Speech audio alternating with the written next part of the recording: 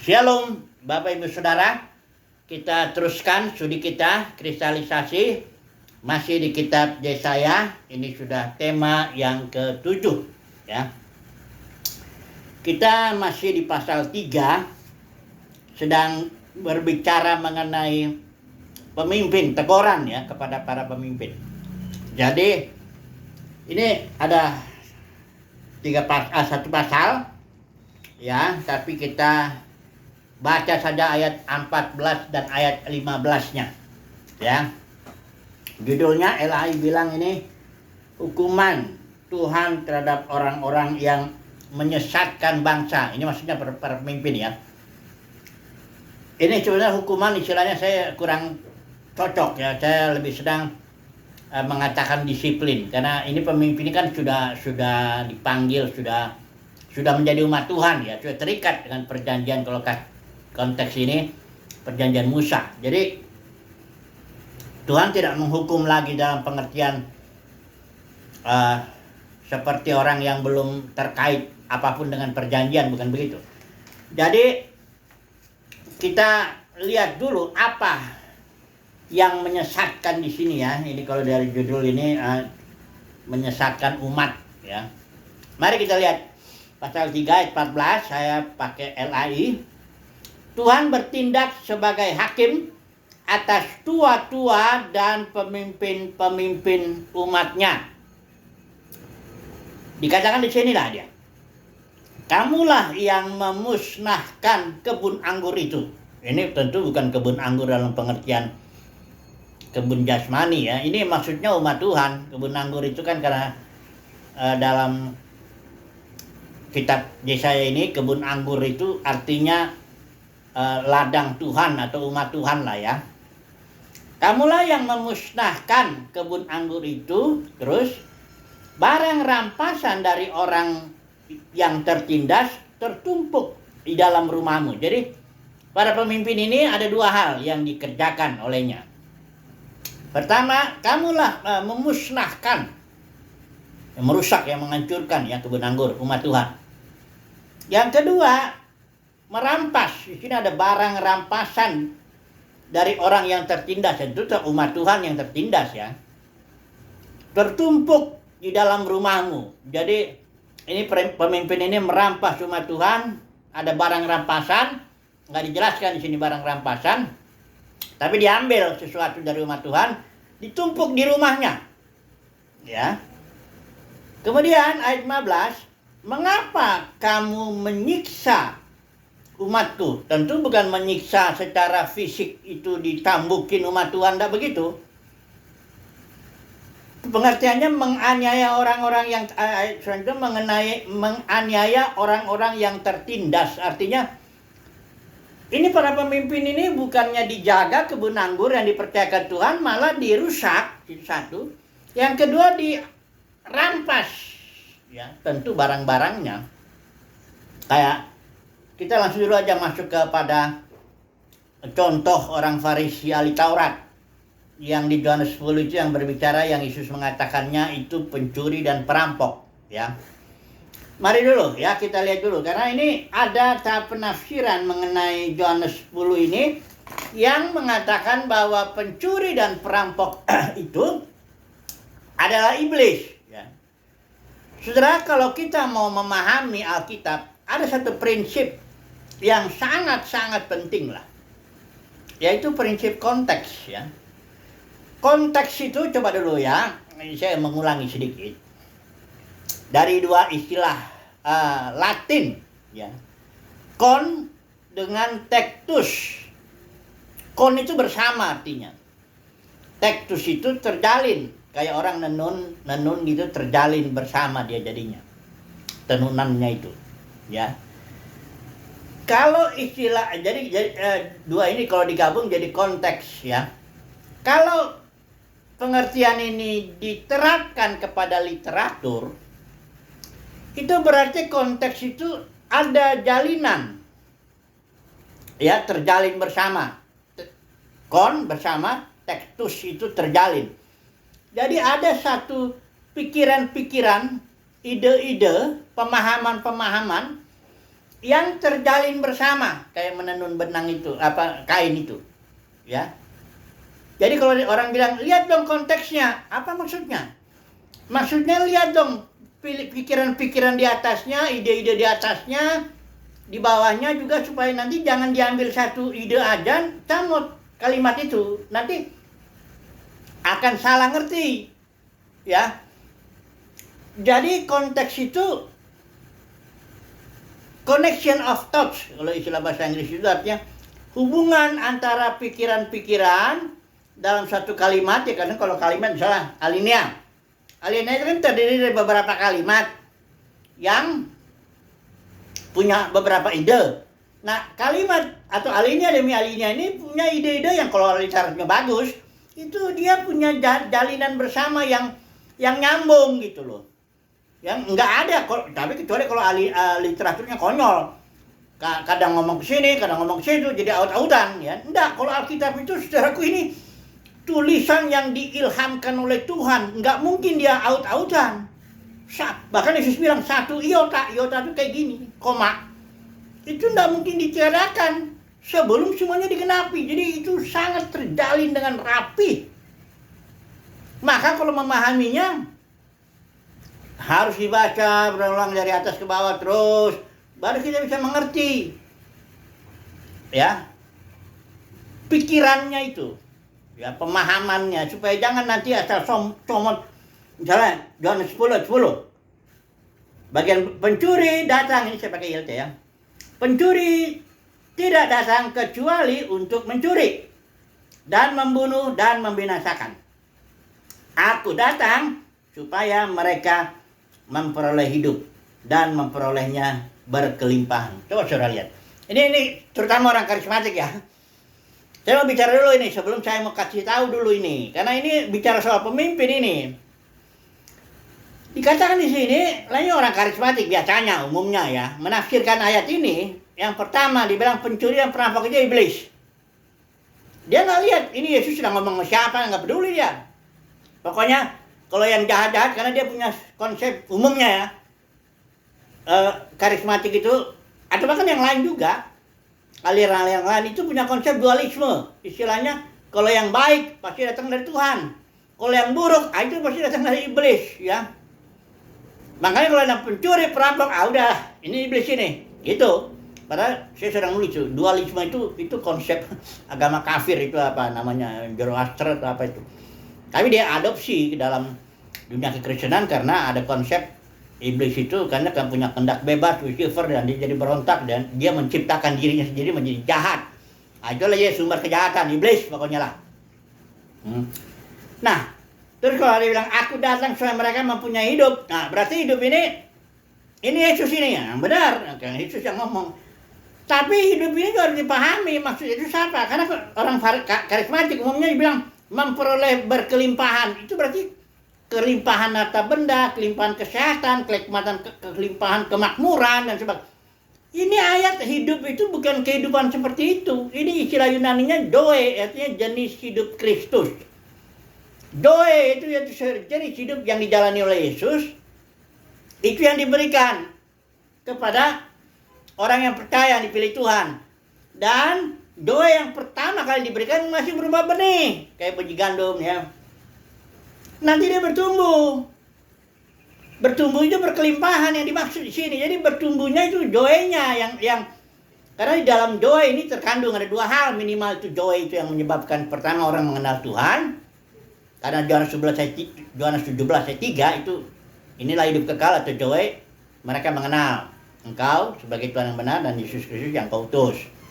Yang kedua, dalam doa itu benih itu ada karakter Kristus, karena itu benih Kristus kan doa. Ada kasih, sukacita, damai sejahtera, ada sabaran, berbahagia, kesetiaan, kelemah lembutan, penguasaan diri. Nah, kalau dia bertumbuh, itulah hidupnya berkelimpahan. Jadi ini bicara karakter Kristus, bukan sama sekali bicara kemakmuran, kesehatan, kekayaan. Nah, ini kalau orang karismatik atau yang lain-lain, entah supaya jangan dibilang terus saya benci sama orang karismatik, enggak. Tapi umumnya teologi sukses itu lahirnya dari situ, kalau lihat sejarah. Jadi menafsirkan itu, lihat ini konteks Yesus sedang bicara sama siapa. Yesus nggak bicara sama iblis. Yesus sedang bicara dengan para ahli Taurat, orang Farisi, pemimpin umat Israel yang memiliki kursi Musa. Ya makanya Yesus bilang turutin omongan mereka.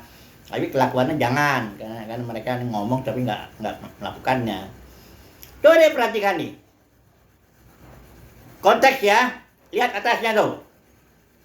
Pasal 9, ayat 40. Dari antara orang-orang Farisi yang ada bersama dia, jadi Yesus sedang bersama dengan beberapa orang Farisi. Terus mereka bilang, ini soal, di atas itu ceritanya soal orang buta ya. Pokoknya intinya ayat 41, Yesus berkata kepada mereka. Jadi Yesus sedang bicara kepada beberapa ahli Taurat orang Farisi yang ada di situ dalam kasus ini di atas ini kasus orang buta. Ya. Saya pegang ya. Ayat berikutnya itu udah masuk pasal 10. Yesus bilang gini, sesungguh-sungguhnya aku berkata kepadamu, ini masih nyambung ceritanya.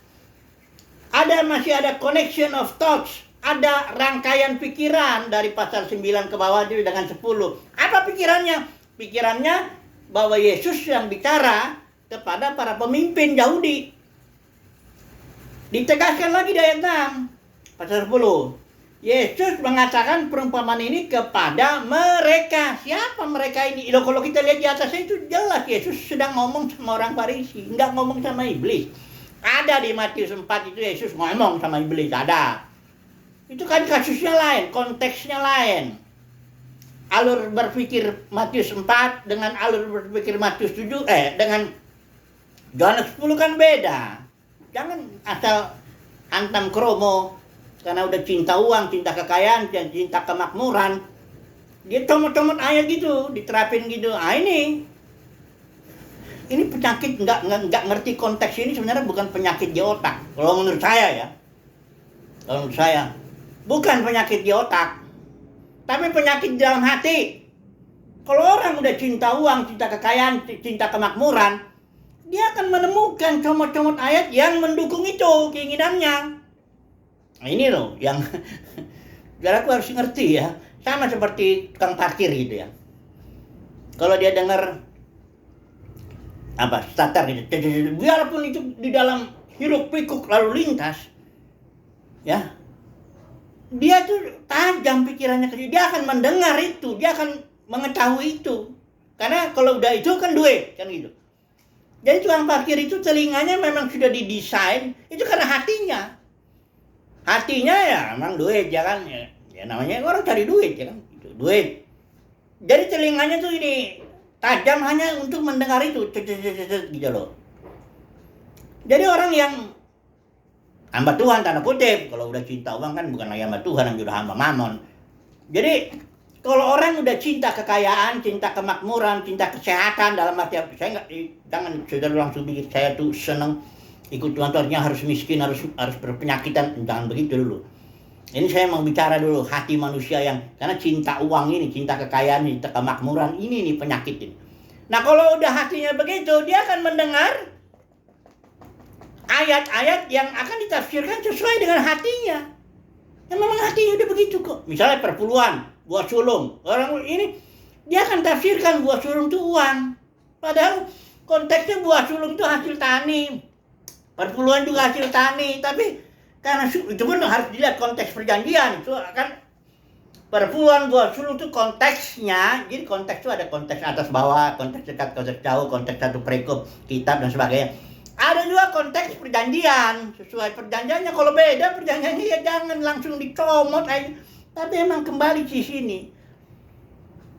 Bukan penyakitnya bukan di otak, memang di hatinya sudah ada cinta uang, cinta kekayaan, cinta kemakmuran. Karena mereka punya konsep ini ya, kalau orang kaya, makmur, sehat, oh itu diberkati. Nah jadi begitu, sudah penyakit itu. Itu sebabnya mengerti Alkitab pun nggak benar lagi, nggak bisa lagi. Mau diajarin konteks begini nggak bakal masuk. Karena bukan soal di sini, penyakitnya di sini, di dalam batin, dalam hati udah nggak cinta Tuhan, udah cinta kekayaan, kemakmuran, kemuliaan manusia dan sebagainya, udah repot. Tapi saya ini bicara sama umat pilihan Tuhan ya. Semoga yang mendengarkan video ini adalah umat pilihan Tuhan. yang bukan hanya dipanggil, dan maka Kristen itu banyak yang dipanggil, tapi sedikit yang dipilih, yang memang betul-betul dia cinta Tuhan, mencari Tuhan, bukan cari berkat, cari Tuhan. Dia menikmati hadirat Tuhan, baginya Tuhan itu berharga. Gitu ya. Bukan dia nggak butuh makan minum pakaian, dia akan yakin Tuhan pun akan sediakan itu secukupnya. Tapi ya hatinya, batinnya emang dia senang sama Tuhan, mau cari Tuhan gitu loh ya. Nah, perhatikan jadi Yohanes 10. Jadi pencuri dan perampok itu adalah orang Farisi dan ahli Taurat, para pemimpin umat. Itu penafsiran yang sesuai konteks. Saya sebetulnya ngajar hermeneutik itu, ada satu sekolah teologi itu 10 tahun lah kurang lebih. Jadi saya selalu ngajarin prinsip konteks ini, ada banyak beberapa prinsip dalam penafsiran, tapi yang penting ini konteks. Kalau udah konteks sudah nggak benar, ya udahlah, ya sudah nggak bakalan tuh ngawur aja nanti. Aduh, sudahlah. Oke lah. Jadi orang Farisi ahli Taurat itu adalah pencuri dan perampok umat, yang di umat Israel dirampok. Apa dirampoknya? Secara kasar gitu, rampok duit gitu atau enggak? Bukan begitu caranya. Para pemimpin merampok itu enggak caranya begitu, tapi melalui ajaran. Atau kalau orang Farisi dagang di bait suci dia, atau melalui dagang agak halus, dia lebih halus itu dagang. Orang Farisi caranya dagang nih begini. Kan di bait suci orang Israel minimal 3 kali setahun harus datang. Hari Paskah, Pentakosta, Tabernakel. Harus datang seluruh, datang ke Yerusalem maksudnya, karena disitulah bait suci. Nah, orang Israel yang datang ibadah dalam konteks perjanjian lama kan dia harus mempersembahkan dia domba kalau kaya, atau lembu, atau hanya burung merpati atau apalah. Pendeknya ada sesuatu yang harus dipersembahkan, karena dalam hukum Taurat tidak boleh orang datang kepada Yahweh enggak dengan tangan kosong, tidak boleh. Nah, ini orang Farisi kan gini caranya merampoknya. Dia sebagai pemimpin di bait suci itu dia bilang, kan domba itu harus tahir, lembu harus diperiksa dulu sama imam. Ini layak nggak ini? Atau ada cacat? Kalau cacat tolak, ya. Nah, orang Farisi ini gimana caranya merampok umat Israel? Itu dengan cara dia ngejual. Dia bilang gini, kalau kamu beli domba atau kambing atau lembu itu di luar, karena orang Israel yang dari jauh kan nggak mungkin bawa domba dia beli di situ di Yerusalem. Dia cuma bawa uang. Nah, orang Farisi ini bilang, kalau kamu beli di luar itu belum tahir, karena ya dibilanglah belum tahir dengan maksud supaya dia menjual di situ. Makanya di pelataran bait suci kan bait suci ada bagi 3. Ada ruang Maha Kudus, dan ruang yang pelatarannya. Nah, di sini disiapin apa tuh? Kambing-kambing domba yang orang Farisi bilang ahli Taurat, udah kami periksa, ini tahir. Tapi harganya lebih mahal daripada harga pasaran. Nah, gitu caranya ngerampok. Ya. Dia cari untung dalam pelayanan, cari untung dalam ibadah, begitu. Rampok itu, kalau menurut Alkitab itu pencuri dan perampok. Caranya enggak langsung gue curi lo duit gue kayak perampok di bis atau apa, bukan gitu. Itu mah kasar banget. Ini enggak, ya. Sehingga umat Tuhan ya sudahlah, karena memang udah begitu. Ya namanya orang umat Tuhan tertindas, ya apa ya. Dan juga umat Tuhan tuh katakanlah lugu lah ya, karena dia makanya sering disimbolkan tuh domba. Domba itu binatang yang dia nggak punya kemampuan membela diri, dia juga agak bodoh gitu loh, makanya gampang sesat. Dari itu gampang diperes itu apanya, susunya gitu. Jadi begitu caranya orang Farisi ahli Taurat merampok umat Tuhan. Enggak langsung kasar gitu, enggak. Makanya Yesus itu sangat murka sekali dia melihat itu bait suci dijadikan tempat, makanya sarang penyamun kata Yesus. Perampok semua kamu di sini. Nah, orang lain nggak lihat bahwa itu perampokan. Saya yakin tuh murid-muridnya pun kaget itu. Kenapa Yesus kok begitu marah? Marahnya nggak kayak marah orang Jawa gitu loh ya saudara jangan begitu. Oh nggak gitu. Marahnya tuh ini meja kan tukar uang, money changer ya. Itu karena orang-orang Yahudi kan dari beberapa, bahkan dari luar Yahudi, dari luar Dan Israel di situ juga harusnya. Jadi uangnya tukar dulu. Nah ini itu dibalikin sama Tuhan Yesus. Bayangkanlah saudara, bayangkanlah dulu saudara, dia sedang ibadah. Tentu sih suasananya kusuk, ya kan? Nggak mungkin gaduh kayak pasar malam atau enggak. Kusuk lah.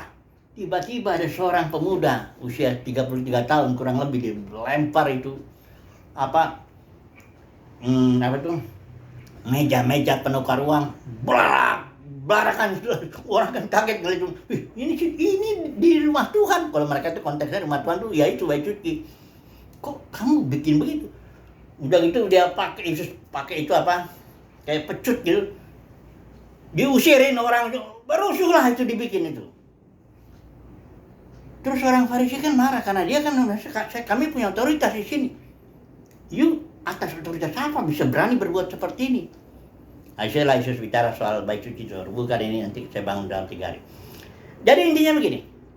Soal perampokan dan pencurian itu hanya nabi yang bisa melihat. Yesus itu nabi, dia bisa melihat. Kalau soal kusuknya ibadah itu pasti kusuk. Pasti sungguh-sungguh. Ya. Kalau sekarang ibadah kalau di Israel itu sekarang setelah Daud itu masuk dikasih musik. Jadi selama domba itu dipotong, ya itu ada penyanyinya, para penyanyi. Jadi suasananya enak lah, pujian barangkali lembut dan sebagainya. Tapi Yesus bilang enggak, ini dagang di sini. Ini ada pencuri, perampok yang dagang. Caranya mencuri merampok itu dagang di Bayi Suci. Ya. Yesus saya. Jadi di sini Tuhan bernubuat di Yesaya ini. Tua-tua dan pemimpin-pemimpin umat, kamu memusnahkan kebun anggur. Kalau dalam konteks Yesus itu, kamu membuat rumah Bapakku rusak sedemikian menjadi rumah sarang penyamun. Nah, itu kan merusak, ya. Dikatakan di sini kamu menyiksa umatku. Ya bukan menyiksanya enggak, kembali saudara jangan pikir ini menyiksa itu. Karena kalau orang disiksa begitu ya tentu dia berontak lah. Tapi umat Tuhan ini kan katakanlah lugu, polos, ya kan, bodoh juga, karena itu simbolnya domba ya, jangan marah ya. Nah orang Farisi ahli Tauratnya kan orang ya tentu dia lebih pintar lah daripada umat Tuhan. Tapi pintarnya jadi licik, dagang cari untung. Jadi ujung-ujungnya kalau Tuhan bilang kau pencuri, perampok. Nah itu loh ya. Sudah jelas ya. Dalam konteks Yesaya ini ya, para pemimpin di situ di zaman Yesaya ini sudah mencuri, perampok itu makanya tegur. Sudah menjadi barang apa, kamu memusnahkan kebun anggur dan barang rampasan. Itu sama kan, itu merampok itu kan. Ya, dari orang yang tertindas tertumpuk dalam rumahmu. Jadi di rumah para pemimpin ini kaya, ini banyak barang rampasan di sini. Dari mana? Dari umat Tuhan, dari hasil ibadah itu. Dengan cara dagang itu, dengan cara mencurinya. Dengan cara halus ya, jangan pikir kasar. Nah, pemimpin itu orang Yahudi itu. Para pemimpin itu, Sanhedrin itu mahkamah agama. Pemimpinnya kayak apa zaman Yesus itu, imam besar. Dia punya 70 anggota. Dan anggota-anggota ini orang-orang terhormat di zamannya. Ada di situ Gamaliel. Oh, itu sangat ahli Taurat yang sangat dihormati. Ada di situ Nikodemus. Yang karena dia malu, dia datang malam karena dia merasa nanti harga diri saya jatuh, datang ke pemuda yang diakuin nabi itu apa sebagainya, dia malu. Ya, ada di situ Yusuf Arimatea, orang kaya. Mereka juga punya sekolah-sekolah kerabian kayak Gamaliel. Saulus itu muridnya. Tapi sudah bayangkanlah muridnya itu Saulus. Sebelum bertaubat ya, kan menyiksa gereja kan? Itu muridnya Gamaliel. Ya. Nggak peduli mau Gamaliel dihormati orang banyak atau apa, tapi dia melahirkan murid yang menyiksa gereja, ya kan sama aja berarti. Begitu murid ya begitu guru, ya nggak jauh beda lah. Apa yang diajarin sama si Gamaliel sehingga si Saulus jadi menyiksa gereja? Ya mungkin Gamaliel karena udah tua barangkali dia nggak bikin kayak Saulus. Tapi dia itu sama itu, jawab malah dia mastermind-nya karena dia yang menghasilkan Saulus. Saya mau bicara gini, sekarang saya masuk coba dulu ke dalam dunia kekristenan. Saudara kan kaget.